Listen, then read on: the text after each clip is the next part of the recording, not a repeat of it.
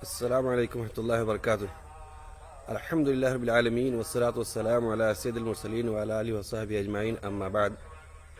محترم ناظرین کرام، یہ نعمتیں، یہ صحت و شادمانی، یہ تندرستی، یہ زندگی، یہ جوانی، یہ راحت اور تن آسانی، یہ بیوی بچوں کی محبت اور چاہت، یہ مسرت کے لمحات، عزیزوں کی چہک کی خوشیاں اور خوشنما پھل، پر لطف ذائقے، یہ صبرانائیاں اور لطافتیں، سب اللہ وحدہ لا شریک کا دیا ہوا فضل و انعام ہے۔ لہذا زیادہ سے زیادہ اللہ کا شکر ادا کریں اور کبھی اس کی نافرمانی نہ کریں۔ اللہ رب العالمین نے فرمایا ہے، ان المتقین فی جنات ونہر فی مقعد صدق عند ملیک مقتدر۔ نافرمانی سے بچ بچ کر رہنے والے تو یقیناً باغوں اور نہروں میں ہوں گے، سچی عزت کی جگہ بڑی ذی اقتدار بادشاہ کے پاس۔ میرے بھائیو، اللہ ہر ایک کے حال سے واقف ہے اور وہ بہت ہی بڑا قدردان ہے۔ یہ قدر افزائی اور درہ نوازی ہی تو ہے کہ روزہ دار کے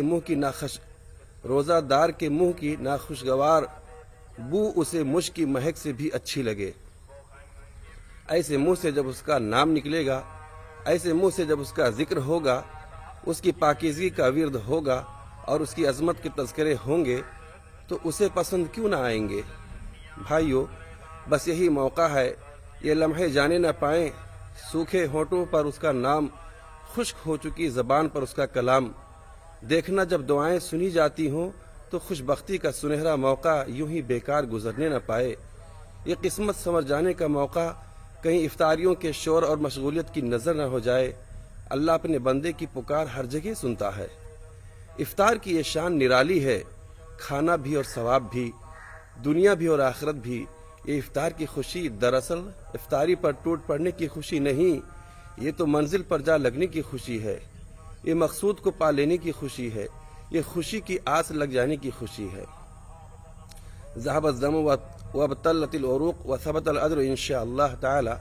پیاس تھی سو گئی، رگوں میں جان آئی، اور اللہ نے چاہا تو اجر پکا۔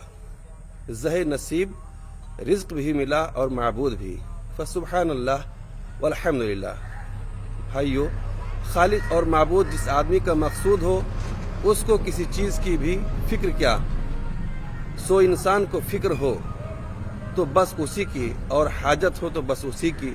اس کے مل جانے میں دوستو سب کچھ ملتا ہے، اور اگر وہ نہ ملے تو پھر سب کچھ فضول ہے۔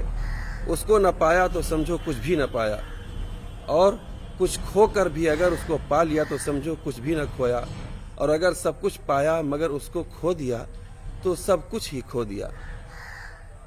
حضرات، یہ حقیقت اپنی آنکھوں سے دیکھ لینے کا وقت بس آنا ہی چاہتا ہے۔ یقین رکھیے، پردہ اٹھنے ہی والا ہے۔ جس دن روزہ دار اپنا روزہ لے کر اپنے مالک کے پاس پہنچے گا اور اس سے ملاقات کا شرف حاصل کرے گا۔ اللہ رب العالمین تمہارے روزوں اور عبادتوں کو قبول فرمائے، آمین یا رب العالمین۔